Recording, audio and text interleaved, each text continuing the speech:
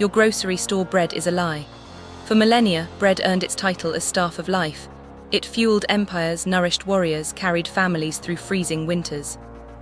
Today, that same word, bread, labels something that destroys your digestive system, sends your glucose soaring, and leaves you ravenous within the hour. In 1324, outside York, England, the typical peasant consumed between 2 and 3 pounds of bread daily. Bread represented 70% of their caloric intake. These weren't soft-handed aristocrats. These were labourers hauling timber, tilling earth, constructing cathedrals that remain standing 7 centuries later. And bread powered them through it all. No diabetes crisis, no gluten epidemic, no inflammatory gut disorders plaguing 1 in 100. Jump to present day, 1 in 3 adults is pre-diabetic.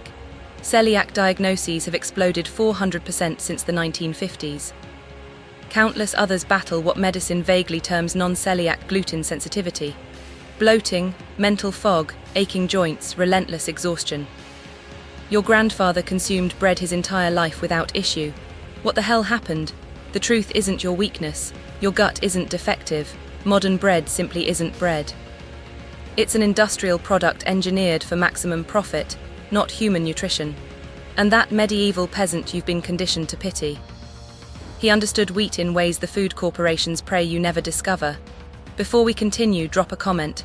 Have you experienced illness after eating bread? Bloating, exhaustion, mental fog? What happens to you? Share below, because what's coming will revolutionize how you view every packaged loaf. Grab any supermarket loaf and examine the label. Enriched wheat flour. Translation: wheat stripped of all nutritional value, then pumped with synthetic vitamins to satisfy legal requirements. High fructose corn syrup, soybean oil, mono and diglycerides. Calcium propionate, azodicarbonamide. Yes, the same compound in yoga mats and rubber soles. This isn't bread, it's laboratory frankenfood. Medieval bread contained 3 components: flour, water, salt, occasionally leaven or yeast, nothing else. Modern industrial bread requires 20 to 30 ingredients simply to remain shelf-stable for 14 days. And that's merely the surface. The wheat itself underwent radical transformation. In 1960, scientist Norman Borlaug engineered what he labelled miracle wheat. Shorter stalks, explosive yields, disease-resistant. He received the Nobel Prize. They called it the Green Revolution. Millions were fed, but nobody discussed the price. This new wheat, technically semi-dwarf wheat, was designed for one purpose: maximum yield per acre, not nutrition, not digestibility, yield. To achieve this, breeders introduced genetic modifications that warped the gluten structure, amplified starch content, and increased compounds called lectins and phytates that block nutrient absorption. Ancient einkorn wheat possessed 14 chromosomes. Emmer wheat had 28. Modern bread wheat contains 42. That genetic complexity carried consequences. Modern wheat contains gluten proteins your great-grandfather's gut never encountered. The gliadin fraction, the component triggering most gluten reactions, is structurally alien. University of Kansas research discovered that modern wheat provokes significantly stronger immune responses than heritage varieties. Your body identifies it as a foreign threat and responds with inflammation. Not because you're defective, because wheat has been mutated into something your digestive system cannot recognize as food. Then consider the milling. Medieval flour was stone ground, a deliberate process preserving the wheat kernel's integrity. The bran, germ and endosperm ground together meant fiber, beneficial fats, B vitamins, minerals like magnesium and zinc remained present. Modern roller milling, introduced in the 1870s, obliterates all that. It removes bran and germ because their oils oxidize, reducing shelf life. What remains is pure white endosperm, essentially pure starch and damaged protein. Then it's bleached with chemicals like chlorine gas or benzoyl peroxide for whiter color. This becomes enriched flour, enriched because they must restore a fraction of nutrients they annihilated. But here's where it gets sinister.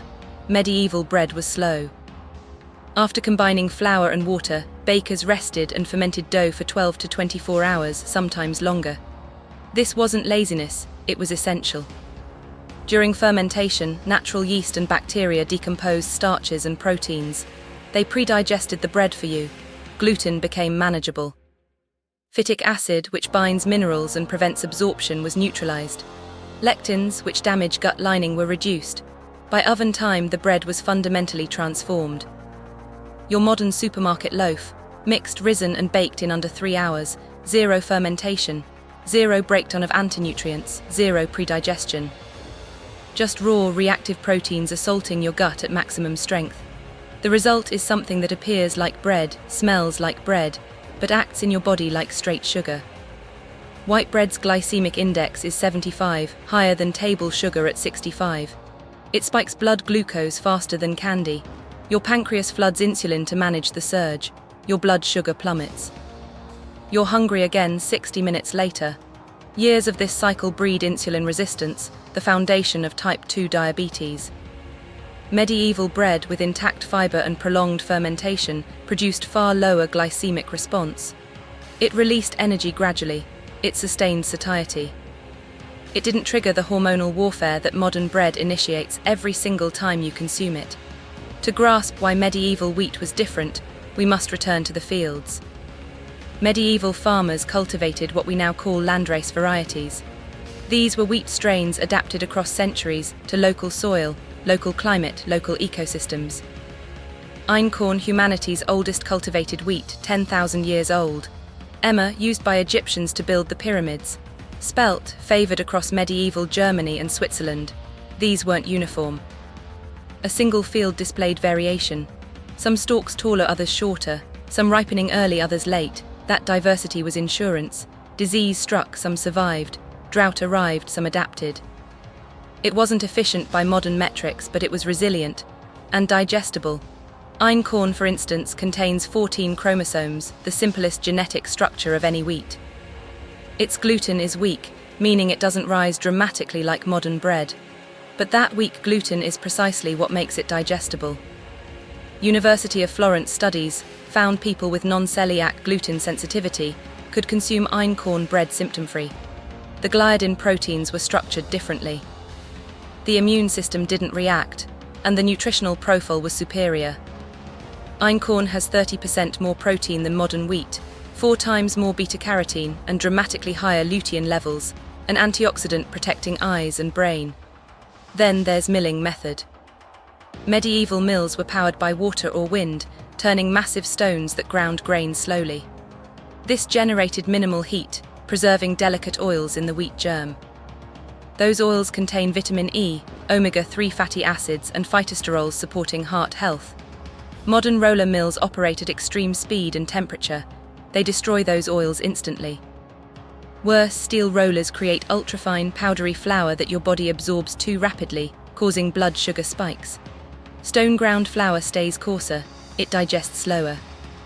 It provides sustained energy instead of a brief surge followed by collapse. But the real secret was fermentation.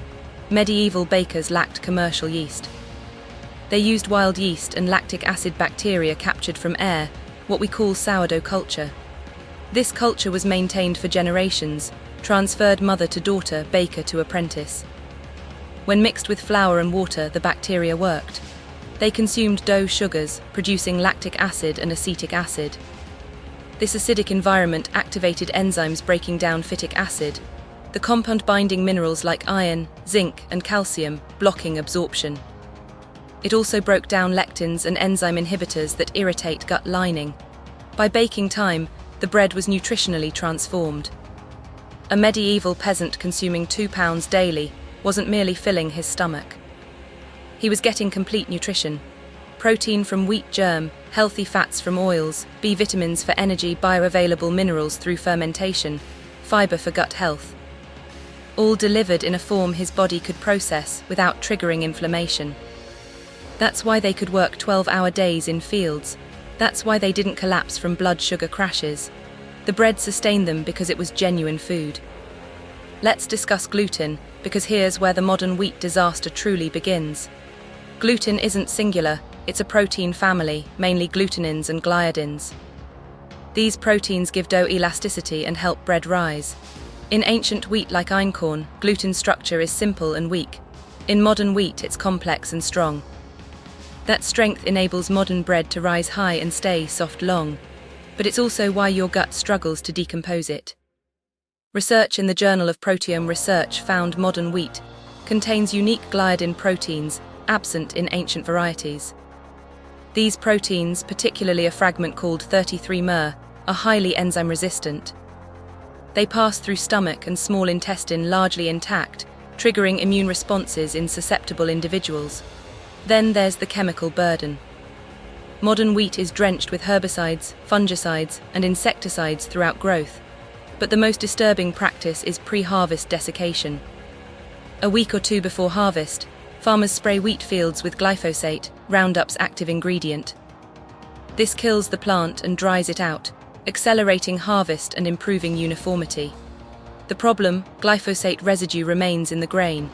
Studies found glyphosate in over 70% of non-organic wheat products tested. The World Health Organization classifies glyphosate as a probable human carcinogen. But it also does something more insidious: it disrupts your gut microbiome.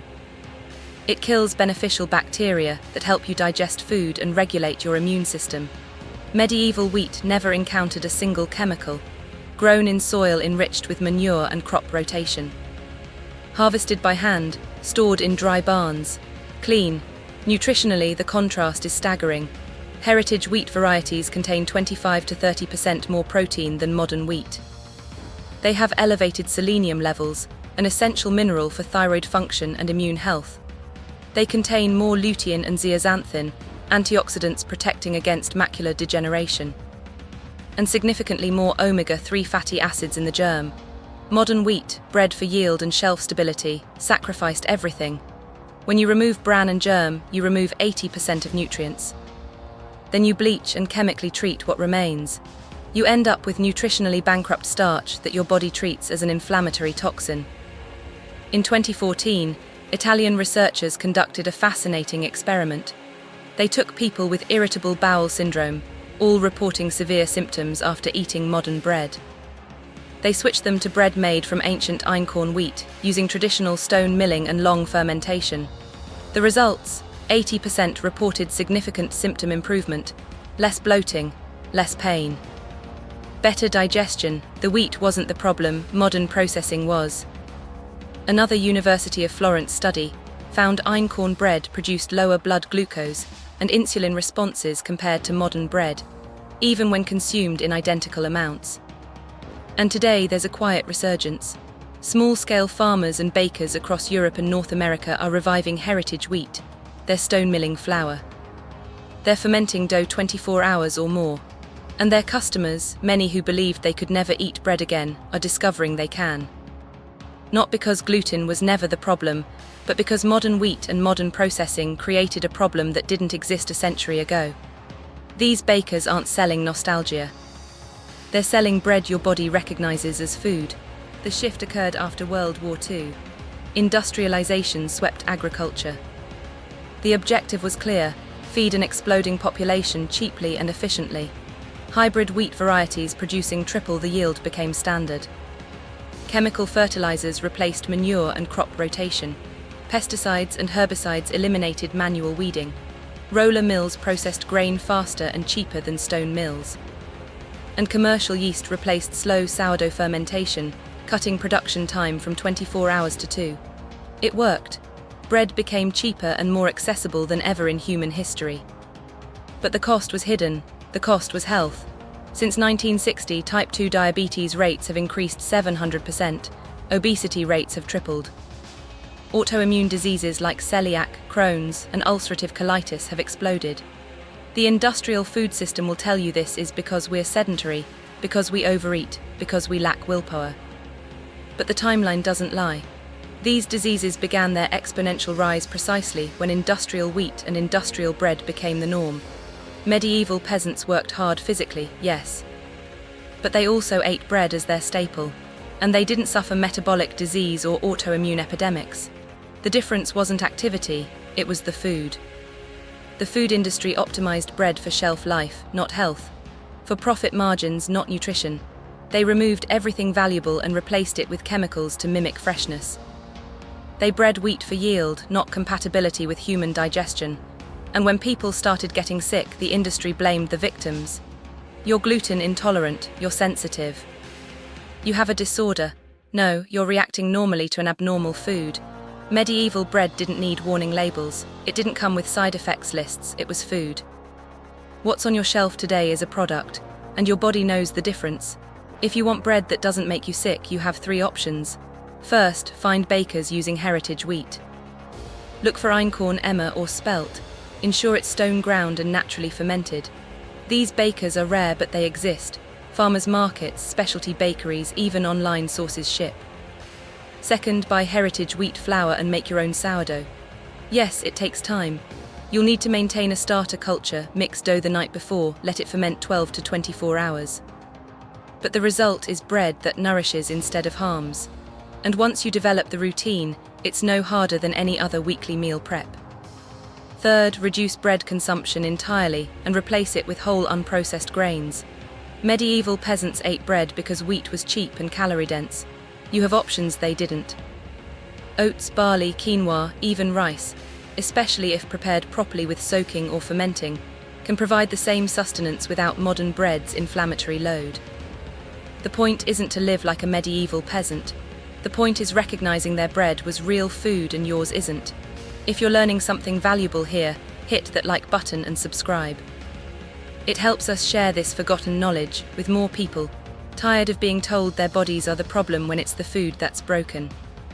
The medieval peasant with his dark, dense sourdough loaf wasn't ignorant. He was working with a system perfected over thousands of years, a system that prioritized nutrition, digestibility, and sustainability. We traded that system for convenience and profit. We bred wheat that yields more but nourishes less. We milled it in ways that destroy its vitality. We rushed fermentation to save time. We added chemicals to extend shelf life. And now we wonder why bread, the staff of life for millennia, has become a disease source. The answer is simple: we stopped making bread. We started manufacturing a product that looks like bread, but behaves in the body like poison. Medieval wheat wasn't a superfood because it possessed magical properties. It was a superfood because it was left alone. Grown in healthy soil, milled with care, fermented with patience, baked with respect for the process. That's the knowledge the food industry doesn't want you to have. Because if you understand the problem isn't gluten, isn't wheat, but industrial processing, you stop buying their products. You start demanding real food, you take control of your health, and that's exactly what you should do. Medieval bread was food. Your supermarket loaf is a chemical experiment. The choice is yours. The secret was never lost. It was just forgotten. And every time you choose real bread over industrial imitation, you reclaim a piece of that ancient knowledge. Knowledge that kept people healthy when life was hard. Knowledge that still works today. Like, comment, and subscribe to our channel, and let's keep digging up what they buried.